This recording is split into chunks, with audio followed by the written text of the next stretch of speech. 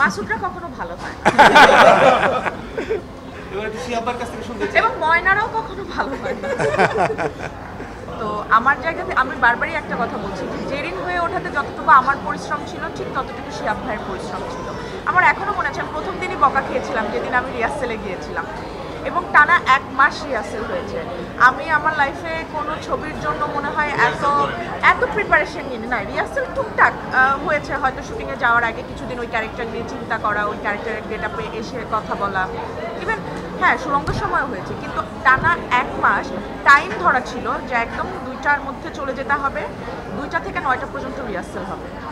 তো এইরকম ভাবে প্রস্তুতি আমার লাইফে আমার আগে কোনো কন্টেন্টে নেওয়া হয়নি।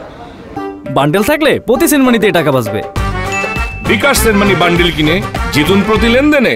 জন্য আলফাই লাকি, আমার জন্য শিহাব ভাই লাকি, আমার জন্য নিশো ভাই লাকি, আমার জন্য চরকি লাকি, এবং প্রোডাকশন আমার জন্য লাকি, এবং রাহেন রাফিও আমার প্রথম ছবির পরিচালক আমার জন্য লাকি, এবং এসবিএফ আমার জন্য লাকি। আমার জন্য আমি যে মানে ব্যাক টু ব্যাক যে ছবি এসেছে আমার, সেই ছবিতে যারা যারা আছেন সবাই আমার জন্য লাগে, এবং তমা মির্জার জন্য তমা মির্জাও লাগে।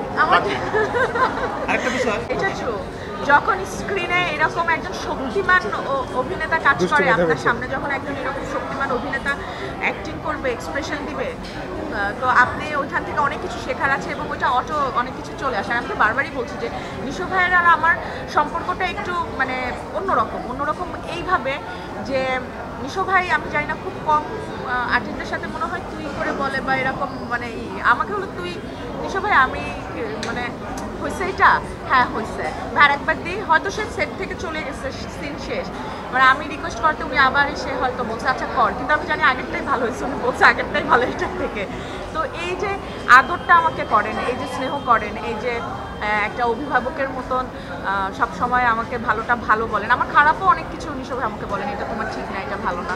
তো এই তো শিখছি, শুধু যে অভিনয় শিখছি সেটা না, ব্যক্তি জীবনেরও অনেক কিছু শিখছি। তো আই এম রিয়েলি ব্লেসড যে আমার এই যে যাদের নিয়ে আমি বসে আছি এদের প্রত্যেকে আমার এক একজন অভিভাবক, এক একজন আমাকে শেখাচ্ছেন, এক একজন আমার এই চলচ্চিত্রের পথ চলাটাকে আরও সুগম করছেন, আরও আমাকে মানে চলছি যে আমি একা, এটা আমি একা না, কিন্তু এটা এখানে একজন সারিয়া শাকিল আমার পাশে, একজন নিশো ভাই আমার পাশে, একজন শিহাব শাহিন আমার পাশে, মানে এগুলো না আমার জন্য অনেক ব্লেসিং, আমি আসলে কৃতজ্ঞতা শেষ করতে পারবো না বলে। এবং অবভিয়াসলি আমার অডিয়েন্স এবং আপনারা যারা আমাকে অনেক অনেক ভালোবাসা দিচ্ছেন, থ্যাংক ইউ।